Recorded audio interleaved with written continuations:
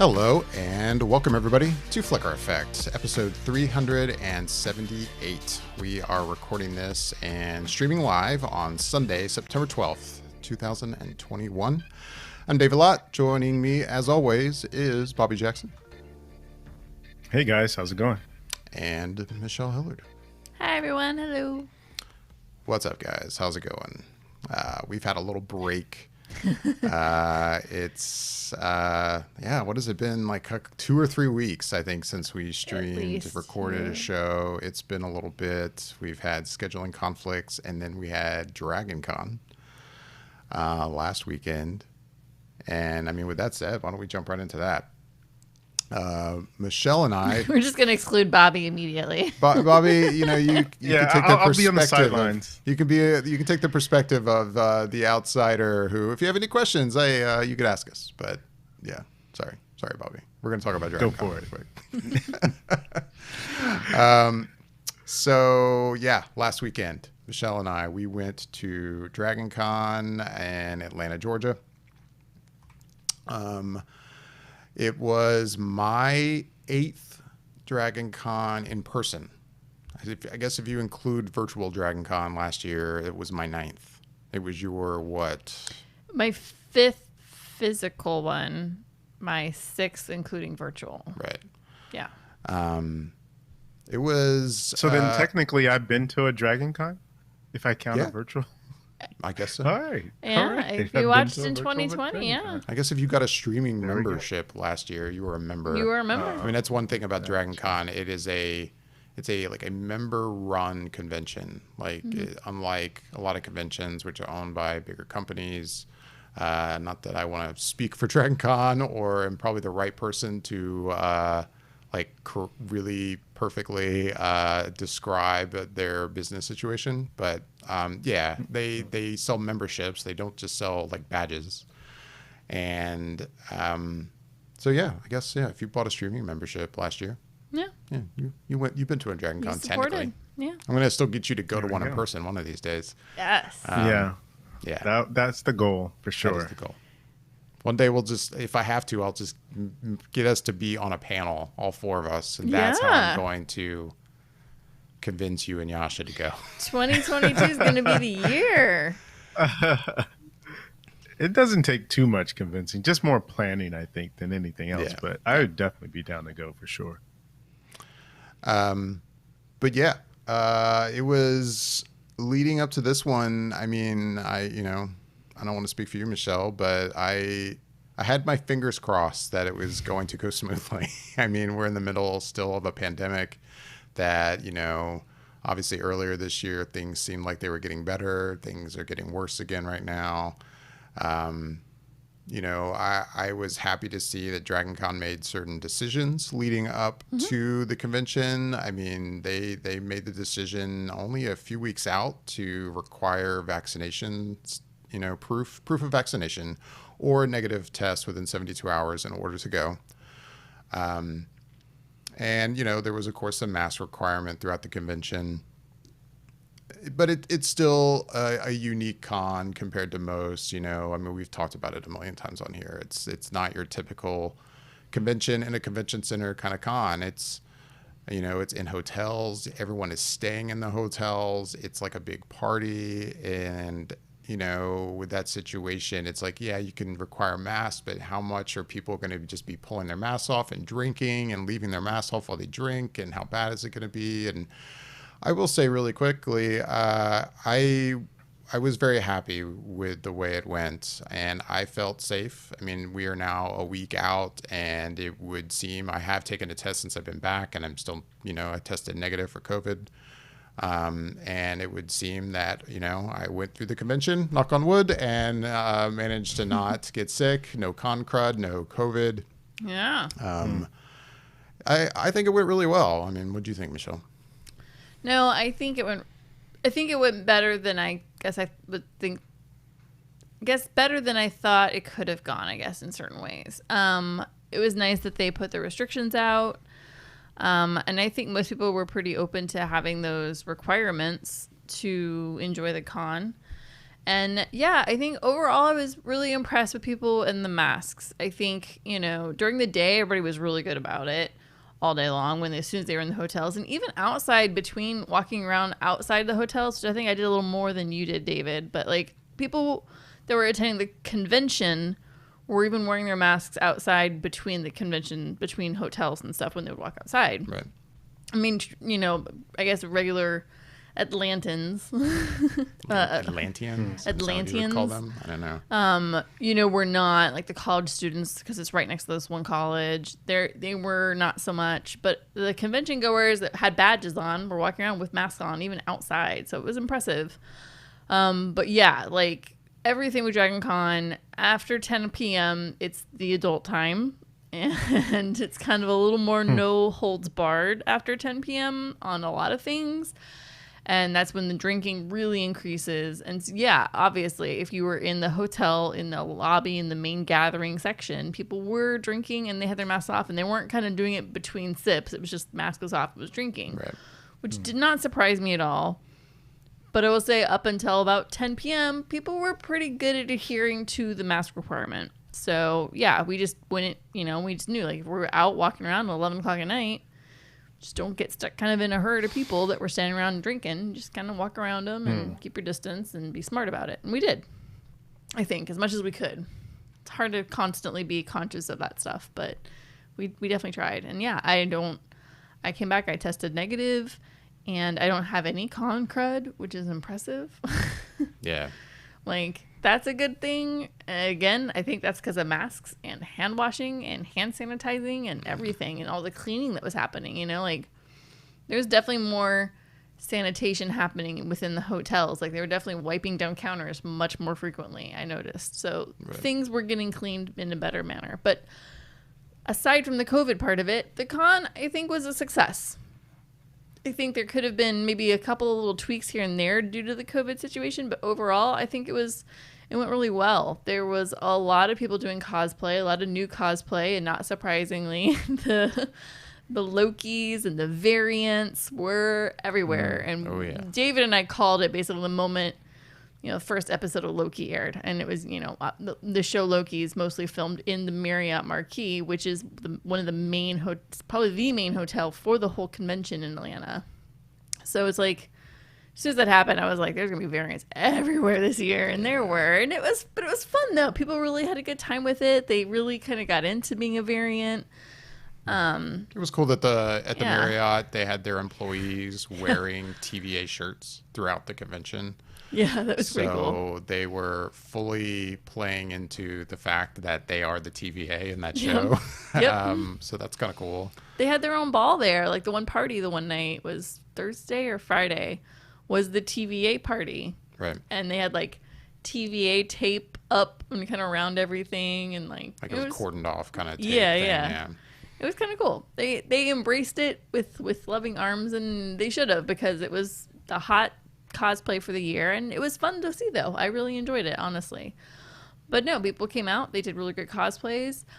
I actually went to more panels this year, probably because of COVID. Like I wound up doing more kind of almost like homebody things, so I would like go to smaller panels, and it was kind of nice to kind of see things like just the different tracks. I did a lot in digital media track, space, alternative history track. So there's definitely different things that you can get into when you're there. There was some that I was bummed I missed out on. Like I didn't go over like Star Trek, and I was like, oh, it was across the hall from digital media, and I didn't make it to one Star Trek panel, and I really should have. If there's a problem with DragonCon, it's like an embarrassment of riches with how many different panel tracks there are. I think there's 36 panel tracks, if I heard correctly. I've never actually counted them myself. Then each track could have anywhere between like 20 to like 50 panels. And yeah, I mean, I spent most of my time at digital media this year. I actually volunteered for the first time with digital media. So I was there most of the time, but I mean, there's easily multiple other tracks that I could probably just spend my whole con in, and I'd be perfectly happy, like Trek track and science track and space track and skeptics track. And I mean, we were walking around the art show, and I happened to notice they have a couple panel rooms in that big hall where they keep the art show, and there was like either a drawing class or something going on, and I would go to that, and just tons and tons of stuff. They had morning coloring like sessions, Right. like not just for kids, but like for adults. You come in, you have your coffee, you sit down, you can get a fresh coloring book that they would provide or fresh coloring sheets and can color to wake up in the morning and kind of get the program. Like there's a lot of stuff to do at DragonCon. There's almost too much stuff to do, and you feel like you miss out on things even when you do things. And Yeah. but it was really fun. I really enjoyed it. You know, it was a different stayed at a different hotel this year for the first time, and a little mixed on whether I liked the hotel or not. The hotel was fine. The hotel was fine. It was one of the host hotels. I think I'm spoiled with the Marriott. That's my problem. I'm spoiled with the Marriott. But like The one thing I know, didn't miss at the Marriott was, especially in the age of COVID, is not having to squeeze into elevators with many other people. I mean, I ended up still needing to ride the elevator a couple times at the Marriott, but you know, I wasn't having to do it all the time since we weren't Right. staying there. In fact, we got lucky. I mean, we had a room we never even had to get on an elevator. It was amazing. It's crazy. Yeah. But we missed the yip yips this year. Yeah. That's the downside. No yip yips. You missed them. But overall, I thought Con was good. Yeah, Con was good. You know, still curious a year out, like how next year will be.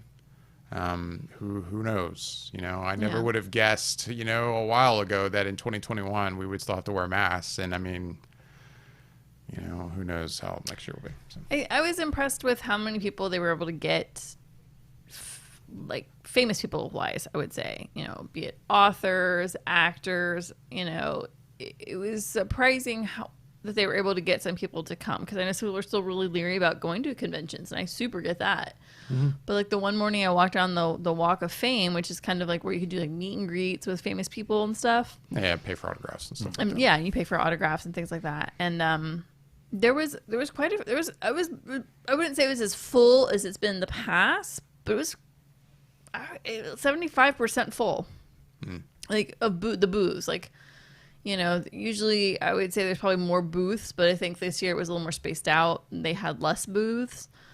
But and then I guess it was up to the people that were there. Like some of them would have like plastic in front of them, would wear their masks. Some people were not doing the plastic in front. Some people were standing in front of their tables. I mean, whatever I guess they were comfortable doing with their fans was what they did. But I was surprised that they got as many as they did. They had some Walking Dead people. They had Batwoman, most of the cast from Batwoman. Zach Levi was there, and one of the boys from Shazam. What else was I saw? I mean, they had a lot of the cast from, I don't know, did you say Star Trek Discovery already? Yeah, Most of they it. had a lot of Star Trek Discovery a lot cast. of that main cast was there. There was a lot of that cast. Yeah. There's tons of people were missing, but In first comparison stuff that to comes to mind. Yeah, in comparison to most years, like there was a lot less, but I was still surprised there was definitely enough. And like I watched some panels from the comfort of the hotel room because they stream a lot of the big panels that happen in the big rooms, and so it's like I got to watch the Walking Dead panel and a couple of the other ones. So I was impressed that many famous people kind of came. So it kind of helped, I think, make the con more traditional to what we're used to. Like, Yeah. it was nice. Overall, I think it was a success. It was. I enjoyed it. I was a job. little, you know, with the way things are going, there was a part of me that's like, am I being stupid to go to a convention right now? It's like, am I being selfish? And am I putting the rest of my family in danger by doing this? You know, once they announced the you know, the vaccination proof requirement or the negative test requirement, it definitely made me feel better about it. Yeah. So, you know, overall, it seems like it worked out. I enjoyed it. Yeah. Agreed. Looking forward to 2022. Yes. I will say, hopefully Looking forward to getting you there, Bobby. more One of these normalcy, days. and we gotta get Bobby there and Yasha. Yeah. Oh my gosh, Me and that's so Yash much getting fun! there will be awesome. I can't wait to If take them as one- first years. Oh, it's gonna be so good. If one wanted to see pictures of these events, where would one go? Pictures of the convention? Yeah, Everywhere. like you guys and Oh, us. Oh. specifically, yeah. Like You know, I what haven't you guys posted are up much on my social media. You've posted some. I did do one dump, kind of as a multiple Yeah. post. I could put that on our Facebook. Yeah, but not your- on our Flickr Effect Instagram. But then. your Instagram is... My Instagram is m_Hillard1.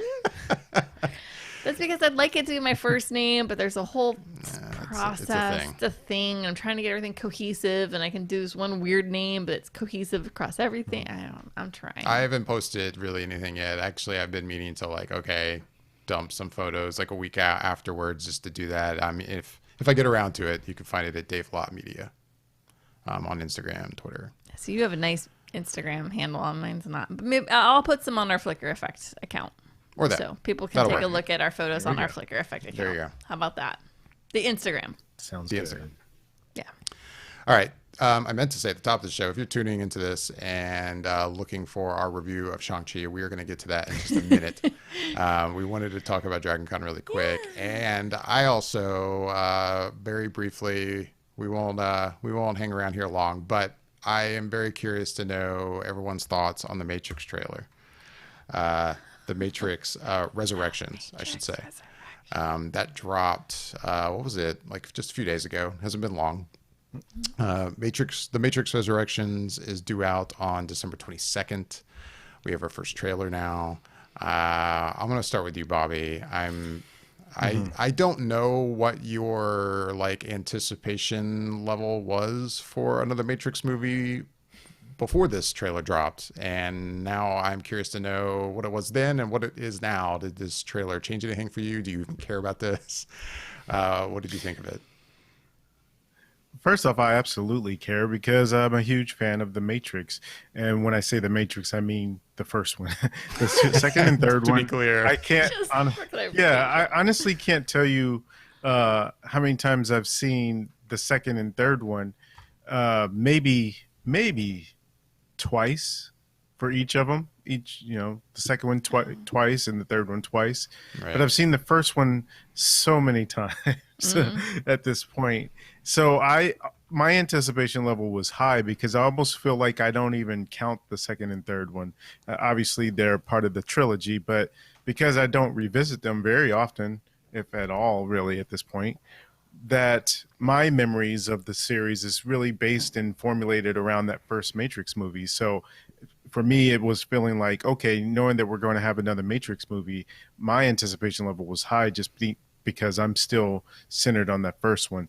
And when I saw this trailer and a lot of the things that you see in it had sort of a echo back to that first movie, it made me excited on that level of maybe seeing some of the similarities or jumping off points that the first one provides and going into a whole new direction that is unexpected from the series, and maybe doing it in a way that's can revitalize the franchise. I don't need it to do that. I mean, if they just wanted to do this one movie and close it off, kind of in the same way, in theory, that I guess they're trying to do with Dexter, with this new season that's coming out, trying to close it out in a satisfying way.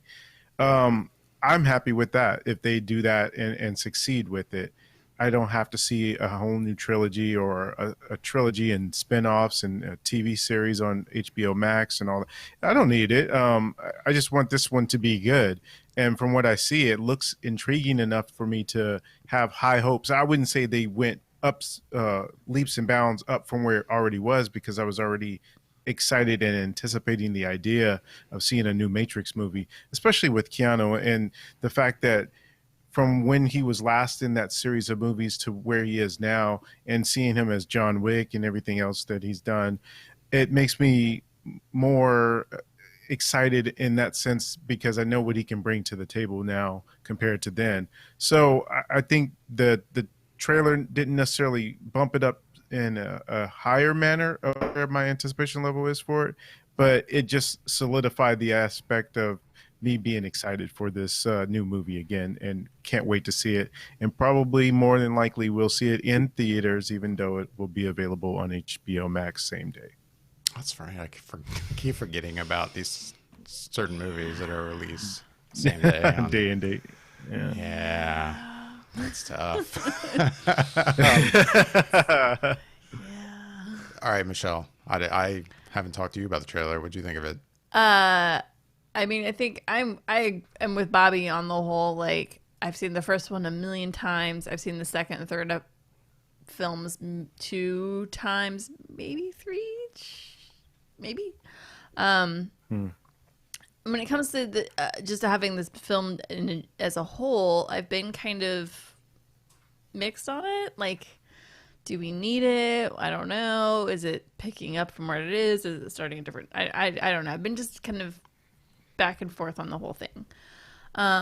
Having said that, I mean, like, I loved the original Matrix film. It was amazing. It was ahead of its time, and it was just, I think it was the right age when it came out, and it was awesome. As far as the trailer goes, my reaction was kind of like what did I just see? What is happening? I mean, I will say, yeah, like, am I seeing effects that are like mind blowing in the trailer? Not really, but it looks good. Like, I could say, like, it does look solid. The storyline looks intriguing. It definitely has a solid base. I'm a little confused, but that's kind of what the Matrix does to you. So, I would say I'm anticipating it more now after seeing the trailer than I was pre the trailer. So, yeah, and I want to see it in the theaters. I don't it's not a film I think that should be watched at home. And I say that, and because of COVID, like, if you feel comfortable at home, stay at home. Please. Yeah, absolutely. But for me, I'm going to see that in a theater for sure. Yeah, if all possible. I'm with you. Yeah, unless things really get insane here in Florida, I'm seeing it in a theater. If Florida just completely tanks off of a cliff, then I will gladly watch it at home then. Yeah, for me it'd be like worst case scenario. I'm not going to see it like opening night or opening weekend when it's busy. I will pick a show time, where I can get in there and there's just not as many people there. If I had to, I would, because it's also not a movie that it's not like a new Star Wars film where I will do everything in my power to be the first person in that first theater seeing it. Matrix, I will say first, am I very interested in this movie? Sure, and I want to see it, but I'm not like, man, I've got to see it first thing. The 10:30 on Monday morning kind of show. Right. Because, I loved, just like you guys, I love that first Matrix film. And there are things about the other two films that I can, enjoy. Am I trying to say they are great movies? No, not by any stretch of the imagination. But there's things I'm able to take out of them that I like. And, I guess similar to your reaction, Michelle, like, I watched this and I was like, I'm confused. And I'm sure, like, when I see this movie, it's obviously going to make sense. But I can't help but be confused. I wouldn't say though that this trailer got me excited. Like, I feel like a lot of the reaction has been like really a lot of excitement surrounding this trailer, and I watched it and I was like, cool. But there's things about it too that also didn't feel like The Matrix. And I think the biggest thing for me, and I guess maybe this is nitpicky, but just the overall look of it has a very like polished look compared to the other films. And I know it has been a long time since we've seen the other movies, but still it looks a little too clean. Even when they're in the Matrix and everything, it looks like just the color grade or something just looks different from the Matrix films that I'm used to. And I think it just kind of throws me off. But sounds like you were going to say something, Bob. Yeah, I think that's been mentioned online that the original movies had a green tint to it. Or there's that too. That was color graded. Mm-hmm. And so this one doesn't. And this one, to me, just in the trailer that I saw, the same trailer everyone saw, this one honestly looks a little bit more grand scale and cinematic in the look of it, the way that it seems like it's shot, to make me even more so want to see it on a big screen, more so than the original Matrix. That one, to me, because it's so dark a lot of times, and the way it's shot, it doesn't have that sort of big screen epic sense to it, even though when you watch it, it really is. It's sort of an epic scale movie, but just in the way that it visually looks, it doesn't seem like it's an epic scale movie. But this one kind of looks like it has that feel. Even just that shot of when Neo shoots out that beam towards the Morpheus character, or supposedly Morpheus by apparently it is Morpheus, yeah. Yeah, so that even alone, when he shoots it out and it slow mos, and then it shows the out exterior and the building that they're in, and it just beams out. It just looks like it's more a bigger scope in terms of the way it looks visually compared to the original trilogy. Yeah, I'd agree with that. But I guess my gut reaction to the trailer wasn't like, oh man, I can't wait. I'm just like, okay, I mean, this looks good, and I'm kind of in the same place I was even before I saw it. That's kind of where I am. So yeah, The Matrix Resurrections is coming out December 22nd. For those who are curious, and apparently on HBO Max as well, which I forgot about. Christmas weekend. Yep. It comes out the Wednesday. Christmas is actually Saturday, so it'll be a Wednesday release. And Christmas at the movie theaters is always insane. So Yeah. All right.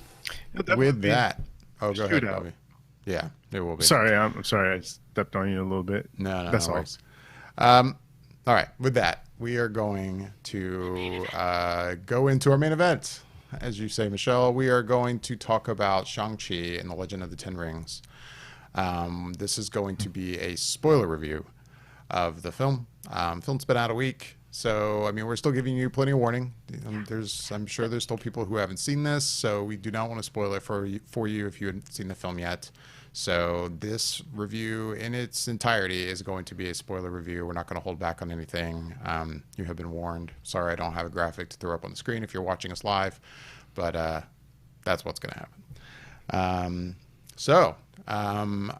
We're just gonna, make this as conversational as possible. But we did talk to the Bowl, this guy here, before we started streaming Bowl to of see Dust. who should start this first. And unfortunately, I drew first straw. So unfortunately, I know, Bobby, you get a kick out of it. I normally, I guess a lot of times I react like, oh, I don't want to be first, and then but I will say there's a lot of times I actually don't care. There's a reason I care this time, but I guess I'll just get into it and I'll explain. I want to be clear before I go too deep. I overall enjoyed this movie. I did enjoy Shang-Chi. It was a lot of fun. From that trailer, I actually don't even know if I watched the most recent trailer. I can't remember, but I mean, the full-length trailer that I saw, I was pumped. I really could not wait to see martial arts in the MCU. I love martial arts films. I'm not going to pretend I am an expert and like an aficionado in martial arts movies, but I've definitely watched my fair share. I enjoy them a lot. I couldn't wait to see this. And, because of DragonCon, following the same weekend, we did not see it that weekend, which worked out since I, had to see it in the theater, and I didn't want to see it in a theater with a lot of people. So luckily we saw it on a Wednesday, night. It was a little quieter. Did see it in IMAX, which was nice, since there were definitely scenes that, use the full size of the IMAX screen. Overall, I really enjoyed it. With that said, I can't help but feel disappointed at the same time in this movie. I feel like my biggest gripe with it is that it's Marvel getting in its own way. And I guess what I mean is, like, especially, I mean, the humor for the most part works, but there's a lot of humor in this movie that doesn't. And then there's just stuff that, is a way of connecting this movie to the bigger MCU. A lot of it, some of it I don't mind, but I couldn't help but bump on it every time that kind of thing happened. We go to that fight scene and we see, and forgive me, the character's name who's fighting in that scene. Long. Yeah, in a lot of ways I liked that scene. It was good, but I couldn't help but go, oh, okay, like... I felt like it took me out of the movie for a moment. My biggest problem with the movie is the inclusion of the actor. Was it Trevor? Or is that his name in the movie? Trevor Slattery. Yeah. Yeah. Who, in Iron Man 3 played the fake Mandarin. And, he is in this movie. And I, of course, expected this movie in some way to make a connection to that. And honestly, like when the father is explaining it, at the dinner table, I was like, perfect. I'm good now. Like, I really hope we don't talk about this anymore. Like, and then, then there's the scene with them and they're trapped kind of in a cell or whatever. And it turns out he's in there with them. And there's the funky like creature that has no face. and that was the beginning of like, oh man, Morse. yeah, like what are we doing? Like, and I also recognize that I am in the extreme minority here, so it seems. Not that I have dug through the internet to see a lot of reaction, but it would seem to me from what I've seen that everyone is very happy with this movie, and to the point that I've seen a lot of reaction that it's like one of the best Marvel movies they've ever seen.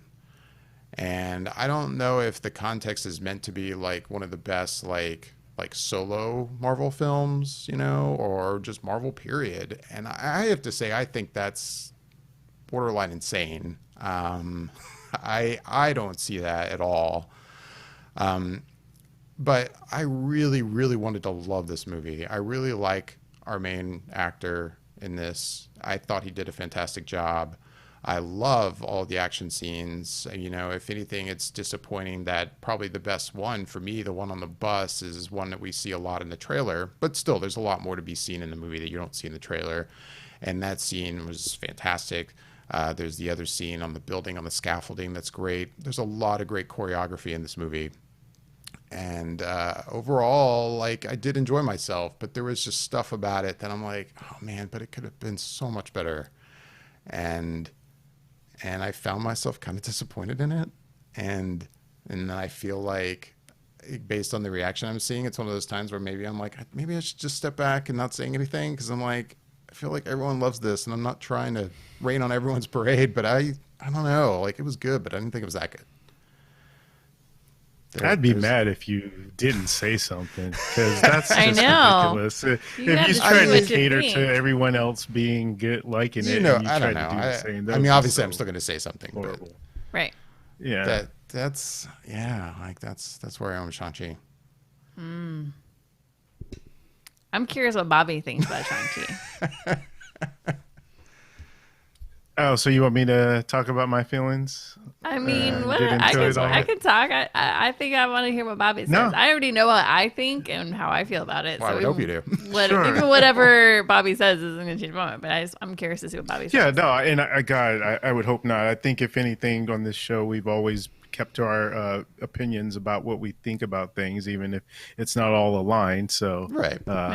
I can see how anything would go in this case. But for me, I loved the movie. I was amongst the many millions, I guess, that turned out and loved the movie.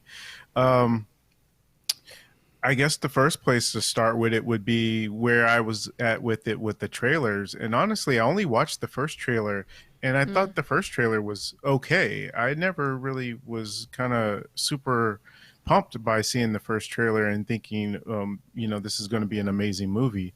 So going into it, I was just hoping for something good. And I don't know that helped at all. I just think that I really enjoyed what they presented, because it just kind of took me by surprise. To me, the movie felt like if you had Crouching Tiger, Hidden Dragon, and the show Warrior that's on HBO Max, and The Last Dragon, and just put them all together, and a little bit of maybe Mulan. That's this Marvel MCU version of Kung Fu that they came up with. And I think that it really resonated to what I like in those movies, the sensibilities, the aspect of family, the honor, and just the whole way that they were able to make Win Wu, who's played by Tony Leung, that he was a villain, but not a mustache twisting villain. He was not evil in the sense. And his reasonings, you could easily see why he would go and do what he was doing, because of how he felt. And just even from that beginning scene where he meets Shang-Chi's mom, and how that all transpires, it just really kind of helps bring it into what you're going to kind of be exposed to later. And so when it honestly started, and you see Shang-Chi and I forget Aquafina's character's name, but you see them together in San Francisco for a little while. I was like, okay, this is kind of not what I was hoping for, because there was a decent amount of Aquafina's jokes in the beginning that weren't landing for me. So I was like, oh boy. And then the bus scene happens, and then that's when it really starts to take it up a notch for me in that sense of where I was hoping that the movie would go. So then, as it keeps going and building, by the time they go to go see his sister, that's when I was really locked in, and from there on, I just felt like everything was working well for me. And I'll say, when they showed Trevor Slattery's character, I had a feeling he was that was where he was going to make his appearance, because I had already knew that he was going to be in the movie because of the world premiere that they had, and he was on the red carpet, and they had mentioned that he's in the movie, so I knew he was there. So I think that I was not a big fan of Iron Man 3 because of his character and because of what they did and my expectations of what they were supposed to be doing. Up until that point, they had been very faithful in terms of, here's the villains that you know from the comics, and here it is in live action. And then they didn't do that with the Mandarin and did a whole switcheroo thing that really soured me on it. And so when they came out with the one shot a few years later, I don't know how long later, maybe a year or two, in which they explain in the one shot that the real true leader of the Ten Rings was out there, and he didn't like that Trevor was using his supposedly using his name to do things in that way. So then it was like, oh, okay, that's I like that. That means that this isn't the real person that you're supposed to be kind of knowing from the comics. And so going back into that and bringing this character in, where I did not like that character in Iron Man 3, I did a complete 180 and really enjoyed him in this movie. I pretty much, anything he said, oh God, I cannot tell you. I think I started, I think I had a little bit of tears coming out when he talked about what motivated him to become an actor. When he's talking about how those monkeys were able to do that, then I feel like I can do that. And it's just like the fact that he thought that the monkeys actual actors, that they train monkeys to do it. So it's just his level of comedy worked for me in the movie, that I did not expect because of how much I did not like the character previously. And so the whole aspect of when they get to, what is it, Tang Lao, I think it's called, that area that's just so filled with mysticism and the magic and everything. I enjoyed that because, again, it was something I didn't expect. They don't even hint at it in the trailers. And so that whole that's when it starts to feel like Crouching Tiger, Hidden Dragon, where it's kind of a little bit more elevated mysticism and things that are steeped in that kind of like old school vibe that you get in some of those kung fu movies. And I really think that it worked well for me that they gelled the two, because really they're almost two separate movies in that sense, because everything else is, yeah, there's an element of unbelievability that happens in certain aspects beforehand, but then they start to sort of slightly transition into some certain things once they go see a sister, but then they go full blown when they go to the place where his mom was from. And so I think that I, not expecting those things, they just worked on a level for me that I did not see coming. And I gotta say, I must be one of those people, David, because for me, I did the math in my head, and honestly, I think it probably lands at my number 10 spot of all Marvel movies. So Yeah, but But and I also understand that there's been like how many Marvel movies now? Like a lot. Like 22? So 25 or yeah, but like when I hear like one of the best, I don't think 10. Like I think Okay, 5 and up. Like top 3. Like that's like I don't know if all these people, that's what they, to me, when you say, man, this is like one of the best, and I have seen people say it is the best Marvel movie they've ever seen on social media. I have definitely seen that. Oh, jeez. But to me, when you're saying, oh man, this is like one of the best ones, like this is, I would say higher than 10. It like hurts my ears. I just watched Infinity War today, so I'm just like, oh, I can't even hear this. This Yeah, language I mean, is offensive. You put on to me. Infinity War today, and I only watched kind of parts of it. I was doing a lot of other things at the time, but even just the parts I saw again, I mean, I've watched that movie I don't know how many times now, a few times, and it's fantastic. You know, it does, this for me doesn't hold a candle, like not even close. So anyway, sorry. So yeah, I mean that's pretty much where I land with it. It's just a pleasant surprise, and I just found myself really in love with it as I was watching it, and I've seen it twice. And honestly, if I could, I probably would watch it another time in the theater if I had a chance to. But overall, I just really loved it to a way that it's probably been a little while since I've loved one of the movies. And honestly, yeah, I think it does probably rank pretty high for me and when I think about other solo movies in their first outing, I didn't really do a check on where it would land for me, but it would probably be pretty high in terms of origin story movies for me. All right, Michelle. You can't hold back now. You got to tell us. Oh my god, I can't hold back. So, well, just in case there's anybody new to the show, I will state, like, David and I rarely talk about. Oh yeah, we haven't talked about this at all. Yeah, I have no idea what his opinion is on the film. Well, He you does do not now, know. but- I mean, I do now, but like, literally up to this point, Right. we rarely ever talk about a film before we do the show because we like to both kind of just see where each other is. So. So when we left the movie theater, I will say I was like, it was hard because I was itching to find out what he was thinking because I wanted to see if he was going to crap all over Ben Kingsley's character with me. I was getting to be like, please tell me he hated every minute of the fake Mandarin situation, and that's why it's funny because he was like, do you really want to talk about it? I'm like, no. And I'm thinking, I just want to crap on this one thing so bad, the car ride home with you. And I can't.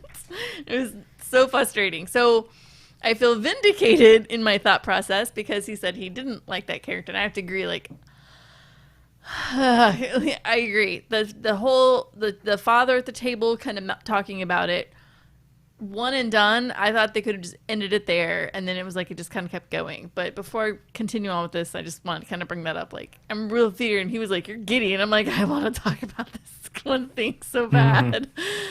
But I will say, like, I really enjoyed the film. I really did like it as a whole, and I will agree. I think it's one of the better Marvel origin films or standalone, like, you know, bringing you out kind of as your induction into the Marvel world films. I will agree with that. I do not think it's one of the best Marvel films. I don't think it's probably somewhere in the high teens for me if I had to guess off the top of my head right now. I'm quickly doing some thinking. So as a whole, I enjoyed it. I really loved all the martial arts in this. I thought that it was absolutely fantastic choreography. The bus scene was great. The scaffolding scene is really intense. That for me was very Crouching Tiger, Hidden Dragon for me because of the way that they would jump off the bamboo. It reminded me of the forest scene toward the end of Crouching Tiger. And I was like, okay, well, this is amazing. And then yeah, I gotta say, like, when his sister gets on the scene and it's like kind of like the big battle scene towards the end of this film, and she's got her little like swingy rope thing of death, dude, so badass. I don't think I can say it on YouTube, but like it was just done so well. The choreography for all of the martial arts fight scenes I thought was spectacular. I actually kind of wish that had been at least one more martial arts fight scene in this film, quite honestly. Like, it almost felt like it was missing one more battle at some point or some other fight. But yeah, like, I even loved kind of like the playful fight between the father and the soon-to-be mother when they first meet. And yeah, no, I thought all of that was great. And I think the story itself is done really well. And the whole story unfolds at a really good pacing. I think you really get a good understanding of every character and their background, where they come from.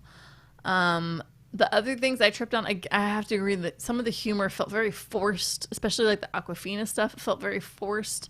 And I'm not saying I didn't giggle at a few things, but I just didn't think it was super, super funny. I kind of felt like there was more humor in, say, the Black Widow. I guess maybe I just enjoyed the humor in Black Widow more than I did in this film.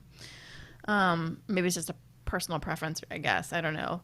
But then, yeah, like the whole Mandarin thing and him being in the tunnel or being in the dungeon, and then he goes out with them, and I'm gonna say this, like the whole idea of this, hidden mystic village, I loved. I think it's fabulous.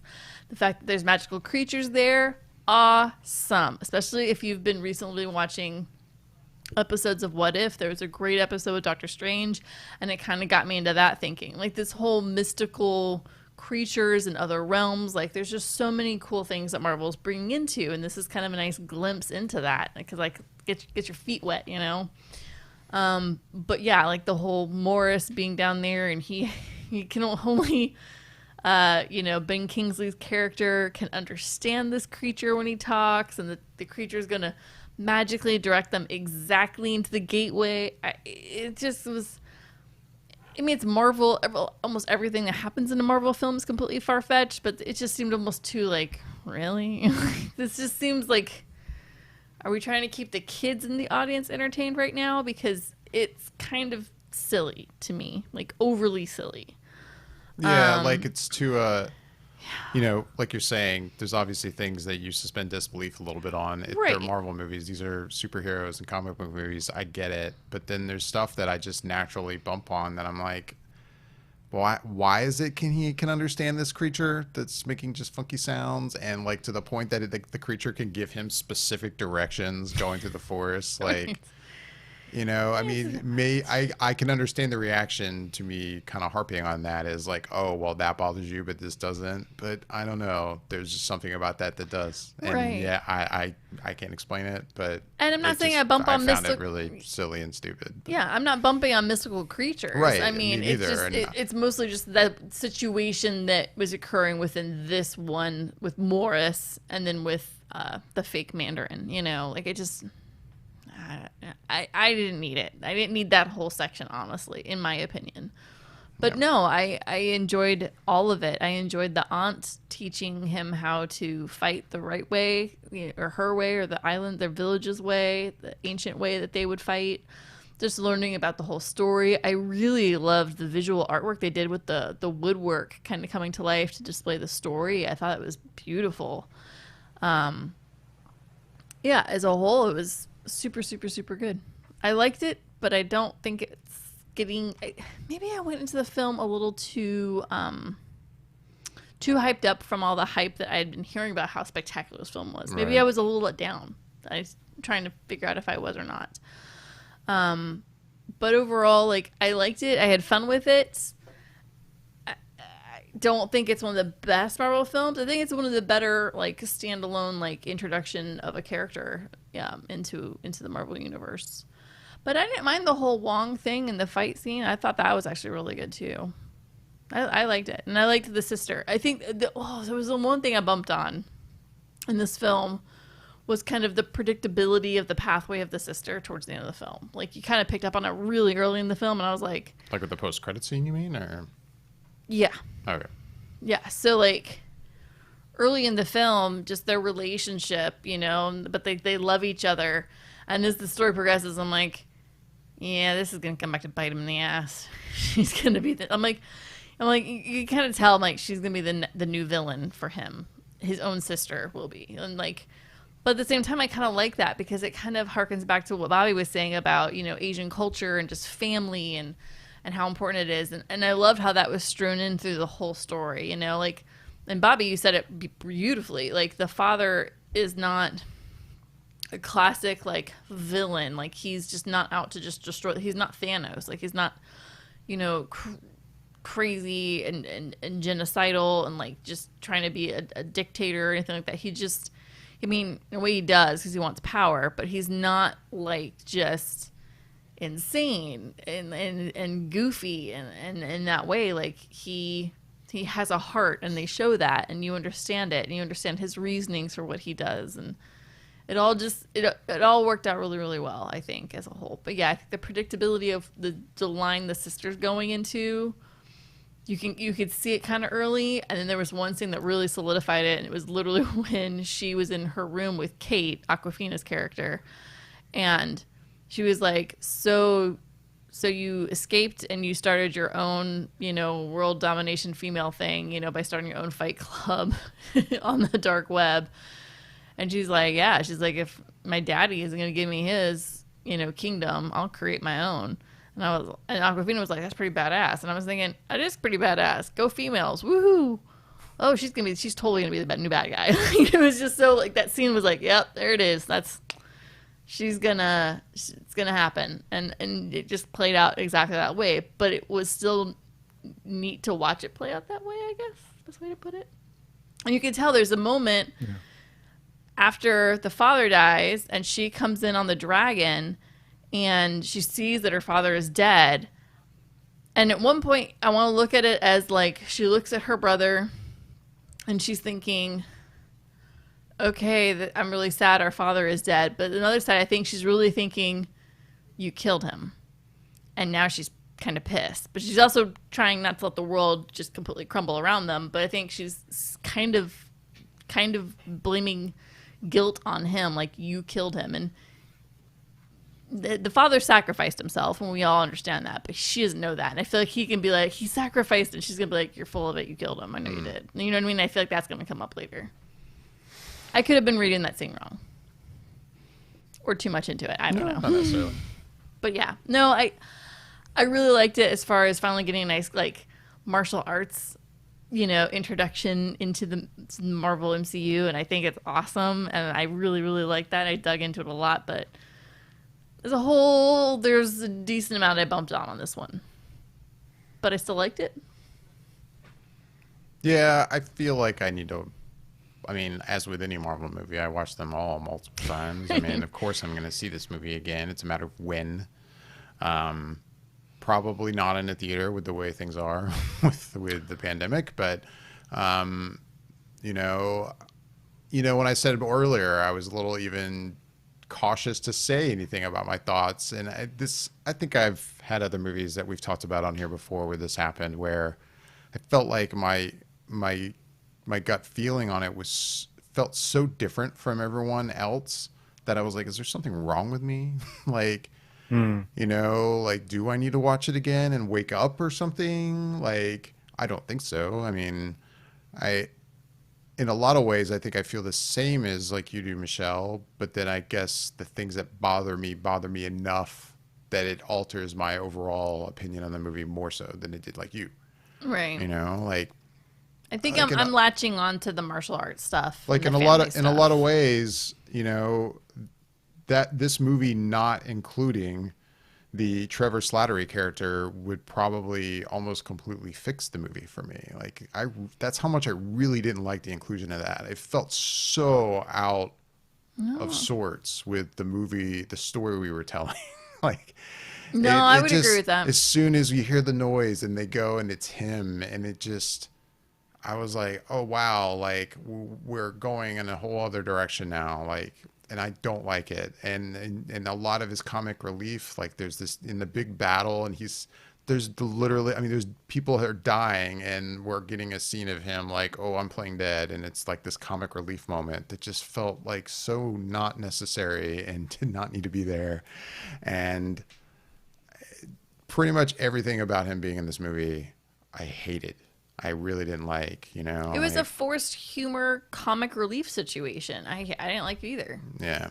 And I guess that affected me more. Where I, you know, as much as I do enjoy this movie, it makes me walk out of the theater going, "Oh man, that was good." God, I thought it was going to be a lot better than it was. If that hadn't been in, I would say this movie would be much closer to the number 10 spot as far as my overall Marvel Right. film experience. But literally because of it, yeah, I'm with you. I feel like if he wasn't in it, it would fix a lot of what I don't like about this film. Like a lot. Yeah. But But yeah, overall- like I say that because like I feel so like, man, like what's, you know, I saw it and I start like I said I didn't like scour the internet for opinions, but I've looked for a little bit and I listened to another podcast where I was convinced. I'm like, this will be the group of guys that They're are gonna like get it. they're gonna get it. And I listened to her opinion. I'm like, are you kidding me? Like, am I really insane? Like, am I the one that's nuts? So yeah, I mean, that's how I felt when Honest- the film ended, though. I felt like, wow, am I the weird one that I wasn't super 100% on this? And I really didn't like that character. And I was thinking that as the credits were going, and I was just like, man, it's weird. All the while just eagerly waiting to trash on the character with you. but yeah, all the But to stuff me, you guys I don't- loved, like I love too. Sorry, Bobby. I'm all the stuff you guys loved. I also enjoyed. It was like Bobby, you were saying how this felt like, you know, a Crouching Tiger and a Warrior, and you know these different types of movies all pushed together. And I agree, and I loved it. I mean, I didn't mention, you know, the scene where, you know, him telling the story of when he first met his mother, and it was another fantastic scene. Like I loved everything about it. There was a lot of scenes like that I really enjoyed. It's just that other, like it's almost like it's the MCU element I didn't like. You know, it's like if we could take a lot of the MCU-ness out of this movie, then I would have probably enjoyed it more. And I say that, and you guys know me, I love MCU films. Like, I mean, sure, there's exceptions. There's exceptions for all of us, but something about the way the MCU kind of tied itself into this one just didn't feel as natural. It was like as it grasping did at in other movies. straws. Yeah, it felt too forced in Yeah. this for me. Fully agree. I Bobby? think it just comes down to the way that the MCU comedy hits people. Right. Sometimes it hits them right, sometimes it doesn't. For some people, they don't care for Guardians of the Galaxy 2 because the humor didn't hit them right, but they like a lot of the other elements that went into the movie. For myself, to this very day, I still can't get on board with Ragnarok, even though 99% of the people love that movie. And it's the humor. It just didn't hit me as well as I felt like it hit other people for that movie. And for you today, it's Shang-Chi, the way Yeah. that the MCU humor just didn't quite work for you in this one. And so I think a lot of people have that within 24, 25, whatever it is, number of films. There's going to be some ones where that humor just doesn't quite work for you. And I think that that's fine. I think that that's going to happen with humor. And like you said, everything else is really built on a lot of good foundation in terms of the action, the story, the villain, the quote unquote villain. And again, I just also have to once again give props to the way that they did the villain in this movie, because I mean, this character had been around for thousands of years ruling and had no signs or showed no signs of slowing down and stopping until he met the love of his life. And at that point felt like, I'm willing to put it all aside because I don't need that anymore. I found this. And how many villains in movies ever put their power to the side and say like, Right. I'm giving it all up. I don't need Right. it anymore. And it wasn't until he lost his wife that he started to go back to that. And it's funny because I didn't notice it the first time, but on the second viewing, they set that up in a way because in the beginning of the movie, when Shang-Chi goes to visit Aquafina's character, the grandmother has a place set for their grandfather because he had passed, and she was saying, "Oh, he's been gone. You know, I wish she could move on." And then the mom says, "Well, that's sort of an American thing. We don't move on." And so, sure enough, you see that play out with Wayne Wu.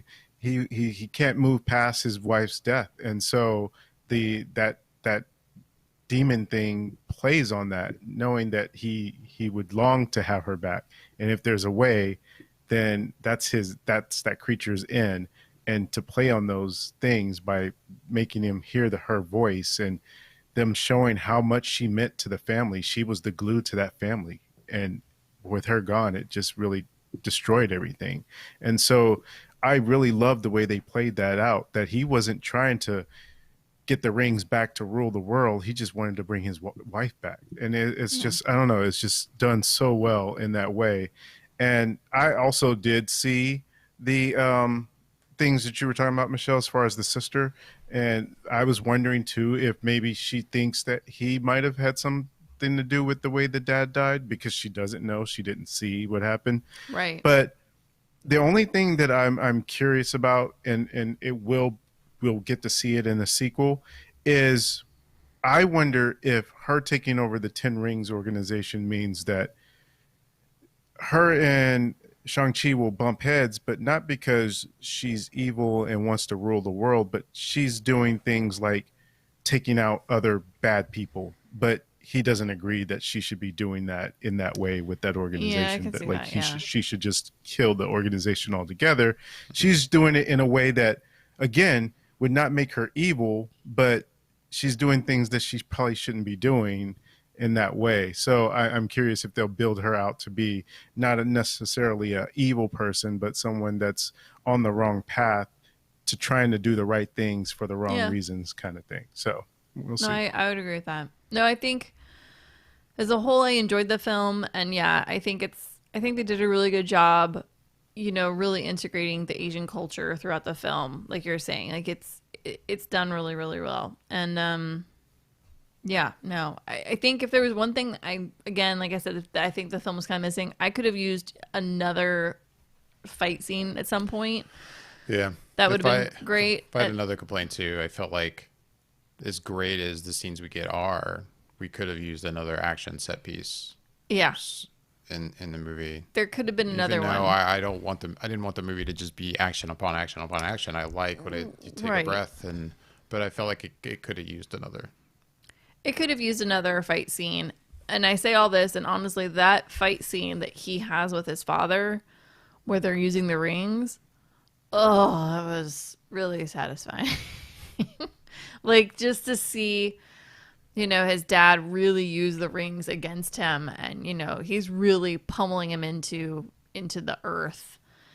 And then to see Shang-Chi really harness them and use them in a way that you can tell even his father was like, you could tell there's almost a back, like, I didn't even know they could do that. Like, he was even surprised at what Shang-Chi was doing with them, and was like, I didn't even know I could do that. What?